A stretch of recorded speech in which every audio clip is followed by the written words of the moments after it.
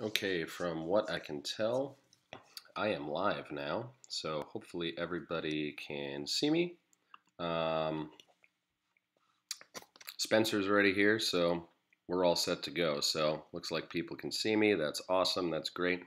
We are doing quadratics today. Okay, so these are going to be mostly things that have multiple solutions. Okay, so we included absolute values in there. We'll look at a couple different solving methods, and we'll just kind of go through.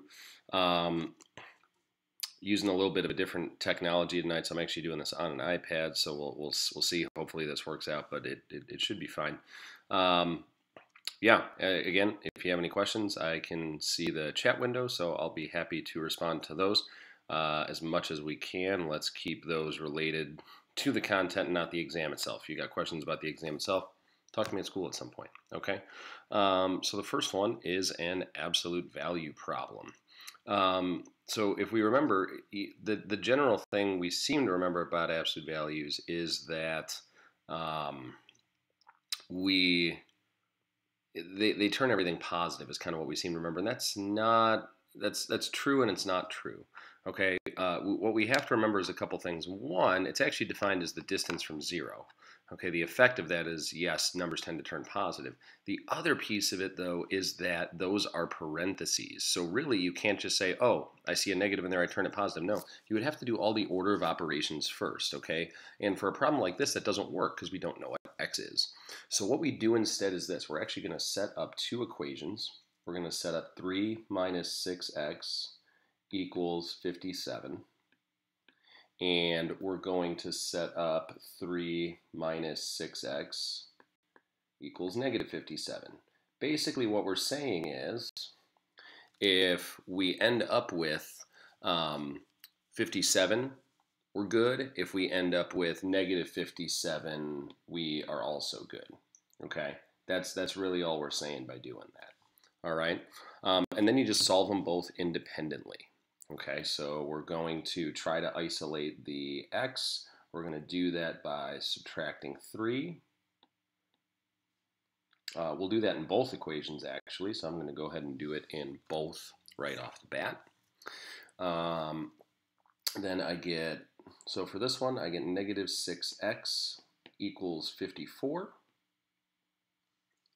And I get negative 6x equals negative 60 in my second one. All I'm going to do is divide by negative 6 now.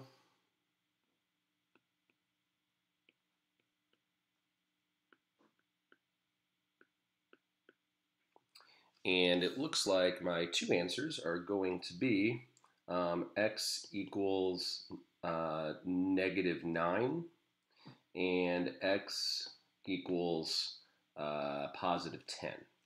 Those are my two answers that work for this one.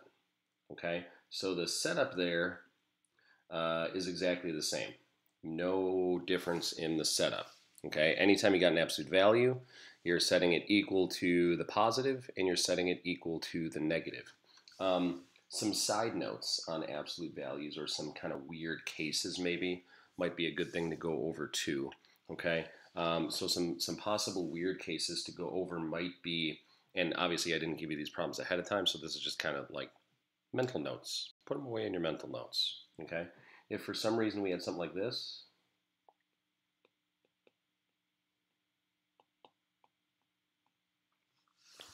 okay, so we've got an absolute value. What I've tried to write there, hopefully that came out clear, is absolute value of 3x plus 2 equals negative 4.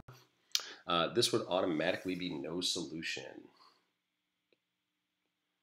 And the reason it would be no solution is pretty simple. You can't have an absolute value equal to a negative. It doesn't matter what you plug in for x. You would plug something in for x, you'd multiply by 3, you'd add 2. Then you would have to figure out its distance from 0. A distance can't be negative 4, so that's not going to work. Okay, however, yet another example might be something along the lines of this.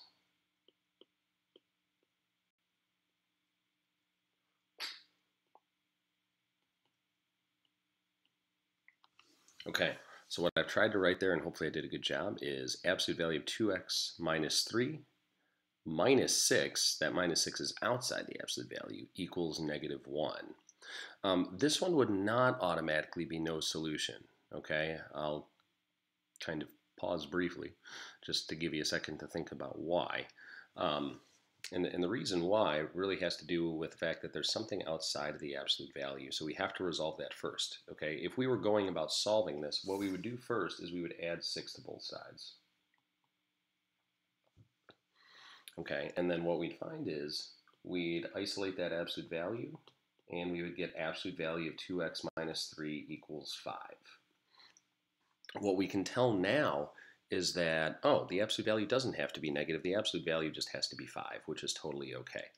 If we were to finish solving this, I'm not going to completely finish doing it, but what we would do, I just want to make sure we understand, the setup part at this point would be the same. We'd do 2x minus 3 equals 5, and we would do 2x minus 3 equals negative 5, and we would solve both of those independently. Okay, so the two potentially weird examples with absolute value are the one that we have in red, and that is an absolute value equaling a negative. That one's just automatically no solution. Okay, the other weird thing we could have is we might have like addition or subtraction, something like that outside of the absolute value. You have to get rid of that first. Okay, so like we had a minus 6 in that blue example, we had to add 6 to both sides. And then after that, it becomes just like our original problem. Okay, that's really about it for that one. Let's move on to the next one. Okay, so if you'll remember, in all of these initial examples here, the directions are no quadratic formula. Okay, this one we shouldn't want to use the quadratic formula because it really would take us a lot longer. Okay, so what we're going to do here is we are going to take the square root of both sides. Hopefully that looks okay. Ooh, it looks kind of nice. And what that's going to do is that's going to get rid of the squared. Square rooting and squaring, those are exact opposites. Okay. Here's the problem though. Normally when we take the square root of 25, we just say 5. So normally what you'd expect is 2x plus 7 equals 5. And that's true. We are going to have to do that. But we're also going to have to do 2x plus 7 equals negative 5. And the reason we're going to have to do both the positive and the negative version is because of the fact that we're solving an equation. And if you square 5, you do get 25. If you square negative 5, you also get 25. Okay, so we definitely have to solve both here. Okay, easy thing to remember. When you're taking the square root in a problem like that where you're solving for x, you have to put all possible solutions there. So 5 and negative 5 both square to 25. So we got to solve them both. At this point, though, you really just solve them both independently. Okay, so you're subtracting 7. I get 2x equals negative 2. And then I divide both sides by 2. I get x equals negative 1. And then I just go over to my other problem, and I do the exact same thing. I subtract 7. I get 2x equals negative 12. And I divide by 2. And I get x equals negative 6. And that's all she wrote. Nothing here that I can imagine getting particularly tricky, so that's really about it for that one. Again, continue to let me know if you have any questions so far. I'm really not seeing a whole lot, which, yeah, I'm going to take that for sure as a good sign. Okay, so moving on to number 3. Number 3 is the first point where it might look like we want to use the quadratic formula, but again, in this one, we should be trying not to use the quadratic formula, okay? The idea with actually both of the next two problems is that ideally you're doing these with completing the square. So completing the square means you're trying to create something that factors into x, either a plus or a minus symbol, and then a number, and then squared. You're trying to factor that into something that looks like that, okay? And so the way that we would, oops, sorry about that. The way that we would know what we're basically trying to figure out is like, okay, do we factor that way or not? Well, I can kind of look at this one initially, and I'm like, okay, I've got x squared plus 6x plus 9. So I'm kind of asking, like, how does that factor? And I look at it, if I'm looking at the left side, I'm looking for numbers that multiply to 9 and add to 6. Those are 3 and 3. So yeah, that does factor into 3 twice. So that's x, oops, my bad, I had the eraser out. That does factor into x plus 3 squared. And it's still equal to 36. Okay, so what you'll find is it's really just this problem now, right? That didn't happen as quick as I wanted it to. It's really just the same problem as this one. Okay, once I factored it, I'm really going to perform everything in the exact same way. I'm going to square root both sides, and I'm going to do x plus 3 equal to both 6 and negative 6. I'll solve both of those independently of each other by subtracting 3, and I get x equals 3. I subtract 3, and I get x equals negative 9. Okay? So in this particular example, it looked like it was a door problem. I knew how to do it already. I factored it. For those of you that are kind of like, where'd that squared come from? It's the left side there factors to x plus 3 times x plus 3. And then I just turn that into x plus 3 squared. Okay, a couple questions. Ibrahim talked about asked a question about solving using factoring. Ibrahim, I'm going to wait until I get to one that involves solving using factoring. So actually that's number 6, I believe. Okay, so when I get to number 6, if I don't answer your question, please ask it again. Okay. Reagan, yes. How do I know when to use the quadratic formula and when not to? In reality, if I just gave you a list of equations and no directions, you do whatever you want to do. Okay, but since I'm sure you're talking about your exam, I will have, just like this review sheet, I will have a section where you may not use the quadratic formula, and I'll have a section where you should use the quadratic formula. So I'll tell you. Okay. Number 3, yeah, you don't have to use the particular method I showed to factor. If you have another way that works for you for factoring and you still get to the same place, you are absolutely totally good in doing that. Okay. I'm gonna slide my face up again so I can see the new comments. All right. And we're moving on. Okay. So next problem. Now this one, technically you could actually solve with factoring or with completing the square. I'm going to show with completing the square.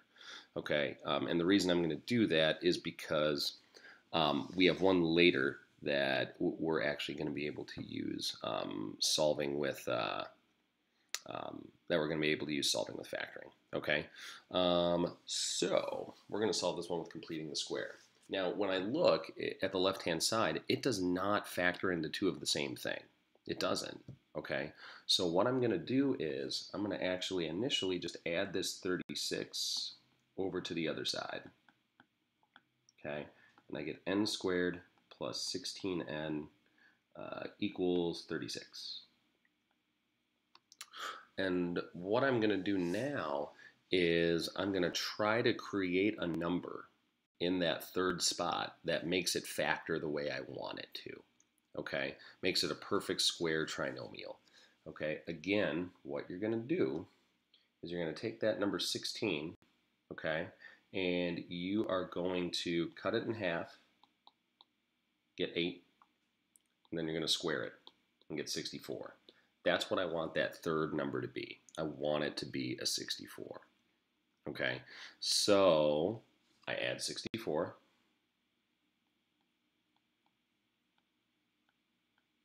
Okay. And then I go right into factoring. Okay, so 2 numbers that multiply to 64 and add to 16 are 8 and 8. So I'm going to write n plus 8 squared. And, oops, did it again. Over on the other side, I'm going to add those two things together, and they add to be 100. All right. Now, again, if we kind of circle back, this is the big thing I really liked about this chapter initially. This problem that we did in number 3 was one that factored nicely already. Okay, the only difference between this one and the next one is we had to figure out how to get this one, number 4, we had to figure out how to get that one to factor nicely. Okay, so that was why we got rid of the 36 and why we added the 64. We're creating that perfect square trinomial. Okay, and then, but in the end, it still ends up going back to that number 2 problem. Like it just immediately goes back to this. We always end up in this same place when we're solving with completing the square. So that's kind of nice. We'll take the square root of both sides. And then we'll solve. N plus 8 equals 10. N plus 8 equals negative 10. Solve both of those by subtracting 8. And it looks like we get n equals 2 and n equals negative 18. Cool beans. Okay, so that one we solved with the process of completing the square. Number 6 we'll actually solve with factoring, and number 5 we'll solve with quadratic formula. So that would kind of take care of all of our methods. Okay, all right, that's kind of it for that one. Moving on, next piece.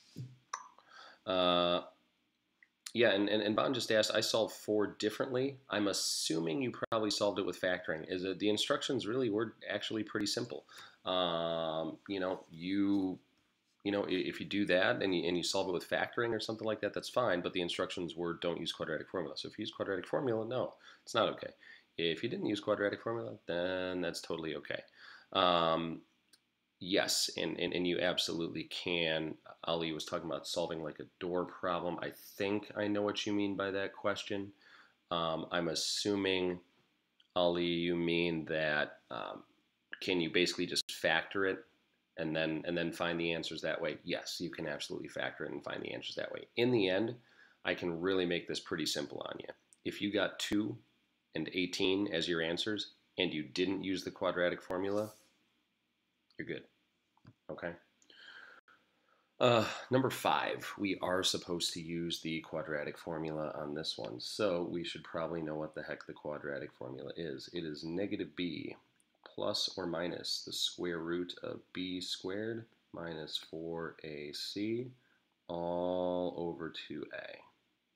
All right, and the big thing, though, that we have to remember is before figuring out a, b, and c, we need to make sure of one thing. I'm going to briefly pause while I'm hoping you're saying it out loud or maybe in your head. We have to make sure that it is equal to 0. Okay? The quadratic formula only works if the equation is equal to 0. This one is not. Okay? So the first thing we should actually be doing in this one is we should be subtracting 8 from both sides and turning this instead into 6x squared plus 2x minus 8 equals 0. Okay, that's what we should be doing first. And then after that, now we can figure out what our a, our b, and our c are. All right, so a, b, and c are really just the coefficients. Okay, so my a is 6. My b is 2, and my c is, darn, I did it again, negative 8. Okay. Got it? And yeah, you absolutely do need to include the negative symbol there. That is definitely important. Okay. Now we're just plugging into the quadratic formula. Okay. One thing I'll point out as I'm plugging things in, negative b, I've also heard it pronounced is not the right word, but I've also heard the quadratic formula as the opposite of b. That's probably a better way to say it. Is that opposite of b? And the reason is it's not always going to be negative, right? If my b was a negative number, then the negative that's in the formula would cancel out with it, okay? Um, so I'm just plugging in numbers here. I'm not really doing anything other than that. The only math I typically like to do ahead of time is that number right there, my b squared, okay? Um, so I like to do that math ahead of time because, especially if b is negative, your calculator will kind of lie to you, sort of. Like, it's really not great at, like, there's parentheses and stuff you'd have to use to make sure the negative gets squared. It's just weird. I like to do the squaring in my head most of the time. Okay, so 2 squared, it's 4. I can do that math ahead of time. It's going to come first in the order of operations anyway. Okay, then when you're simplifying, yeah, you can do a lot of this work on a calculator, which is really super good news. But make sure that you're doing it incrementally. Okay, so make sure you're actually just like right now. I'm gonna use my phone as a calculator, just to make sure I'm not doing math wrong in my head. That would be embarrassing while I'm on the internet here. So I just typed in what's underneath that square root, and I got 196. So I'm going to change it to -2 plus or minus square root of 196. And my denominator, 2 times 6 is 12. Okay. Now I'm going to do basically 2 things. And if I had a little more room to the right, I would write this to the right. I'm going to write it below, though. So basically, I'm going to break this up now into 2 solutions. I'm going to do -2 plus 14. I've got a 14 there because 14 is the square root of 196. So, like, if you didn't do that in your head, then, I mean, literally, it's typing square root of 196 into a calculator, okay? And so I'm writing this exact same thing once with the plus and once with a minus. Guys, that's what that plus or minus symbol means. It really just means, hey, do it twice, okay? Now you're just evaluating and doing the math. So, like the first one, -2 plus 14 is 12, and 12 divided by 12 is 1, so I get an answer 1. -2 minus 14 is -16. And 16 divided by 12 is, well, we could do a lot of different things with that. -16 over 12, though, is probably not good. We should probably change it to -4/3, or we could maybe do -1 and 1/3, or we could do -1.3 repeating. All 3 of those are good answers. If I had to pick one, man, I'd probably just go with -4/3. That seems easier. Okay, that's pretty much it for quadratic formula, guys. The biggest thing people forget on quadratic formula is it's either messing up negative signs. That's a thing, but like really the biggest thing is forgetting that it's got to be equal to 0 before you find a, b, and c. So just make sure if you're using quadratic formula that it's equal to 0 first. Reagan asked an excellent question. When you fill them in as a, b, and c, do you just get rid of the variables? Yes, you absolutely do. So the variables are not in there. You are just writing the coefficients, so the numbers that are before x squared, x, and the number all by itself. Potential weirdness would be like if you had something like x squared plus 2x minus 3 equals 0. Okay, I think I squeezed that in there. Yep, just barely. So the thing that's weird there is we don't really have a number before x squared, but remember, if you just have a variable, we always assume there's a 1 there. So like if I was doing quadratic on that one, it'd be a equals 1, b equals 2, and c equals -3. Okay, just something to keep in mind. Just something to keep in mind. Okay, but yes, you are absolutely using just the numbers. You are not putting the variables in there. Okay, last one of the set. And I believe the directions on this one were to solve with factoring. Okay, so the whole basis of solving with factoring is it does have to be equal to 0. Because what you're using when you solve with factoring is this idea that if you multiply 2 numbers together and you get 0, that one of the numbers has to be 0. That doesn't work for any other number. If I multiply 2 things together and get 1, one of the numbers doesn't have to be 1. It could be 2 times a half. It could be 3 times a third. It could be 4 times a fourth. It could be 1 times 1. It could also be -1 times -1. There's too many choices there. Whereas if I say 2 numbers multiply together to become 0, one of them is 0. Okay, so it has to be equal to 0 if you're solving with factoring. Okay, all you do is factor. Okay, this happens to be a door problem. You could do this with any kind of factoring problem, but this is the one you're probably going to want to use it with most often. So we're looking for numbers that multiply to 27 and add to negative 12. Okay, so those numbers are negative 9 and negative 3. So basically, you know that either x minus 9 is 0 or you know that x minus 3 is 0. So all we're going to really do is write x minus 9 equals 0 and x minus 3 equals 0. A lot of you probably won't write this out. You'll just figure out what would I plug in for x to make each parenthesis 0, and that's totally fine too. This one you'll get 9, and this one you'll get 3.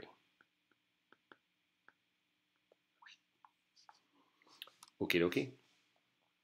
And that's really it for solving with factoring. Factor and figure out what makes each parenthesis 0. Simple, straightforward. Okay.